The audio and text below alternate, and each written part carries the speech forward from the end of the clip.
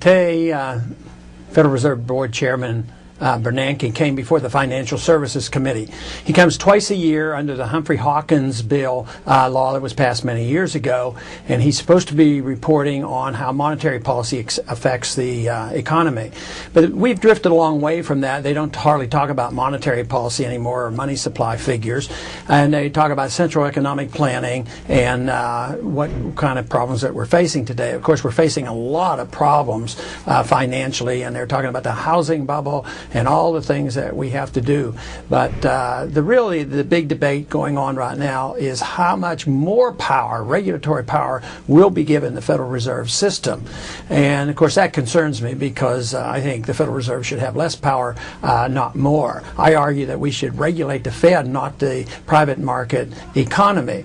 But today it was an interesting discussion that I had with the chairman, because I brought up the subject of the dollar, because they're in charge of the dollar. When they create too many dollars, they depreciate the currency.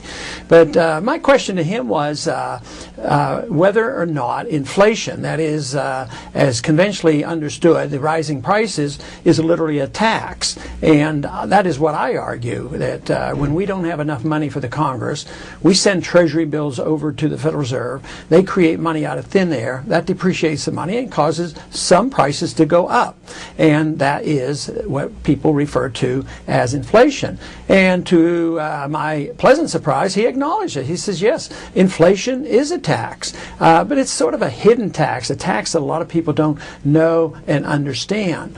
But although he conceded it was a tax and that it was a monetary phenomenon, because I pointed out that hard money economists, supply side economists, as well as Keynesian economists recognize and claim that inflation is always a monetary phenomenon.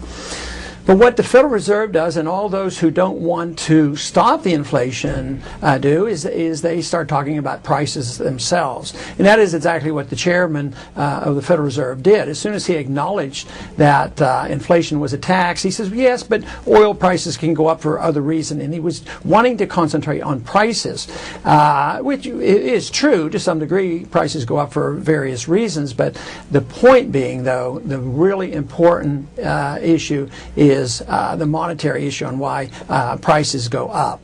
But the reason they like you to think about prices, they want you to not think about the correction, and that is deficits that are being monetized by the Federal Reserve. And this is what we have been doing. We've been doing it a long time.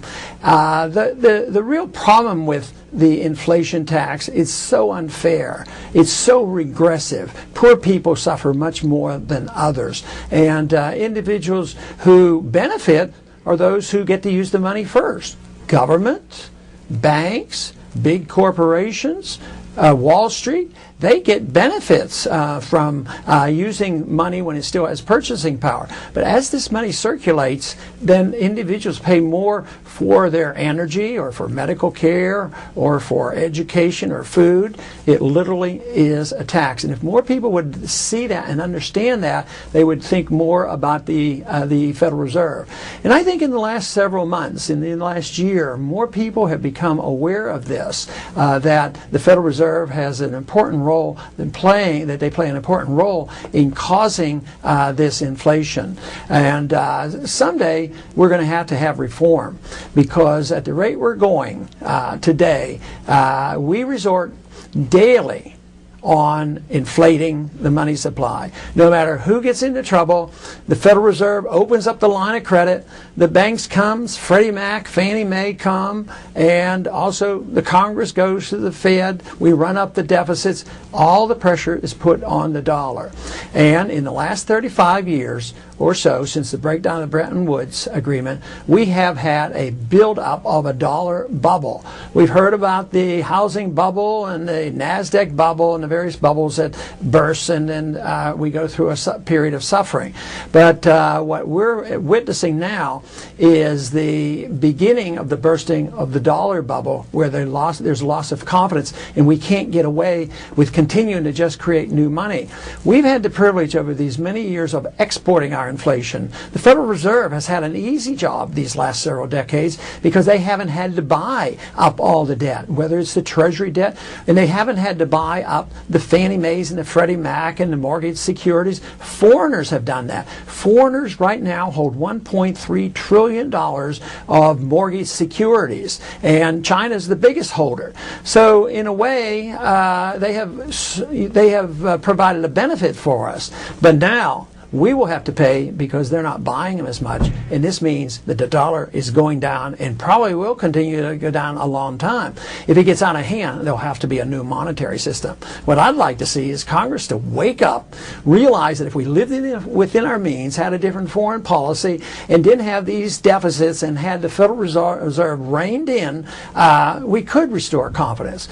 Of course, the Constitution says the way you restore confidence to a dollar and maintain confidence in the dollar is through a commodity-backed currency such as gold and silver. But what we need today is not what they claim today at the hearings. Is they're claiming that what we need is a world-class regulator to overcome all these mistakes that are made in the economy and by the Federal Reserve. What we need today is a world-class money. We need to have more trust and stability in money and not think that we can compensate for all these mistakes by just having more and more regulation and giving more power to the Treasury, more power to the Congress, and more power to the Federal Reserve System. We are on the verge of embarking on a tremendous boost in central economic planning. We condemned it when the socialist countries did it, and we should condemn our effort to centrally plan our economy. We should be believers and in the marketplace and confident that it will work. And quite frankly, we could achieve that by getting our guidance from our Constitution.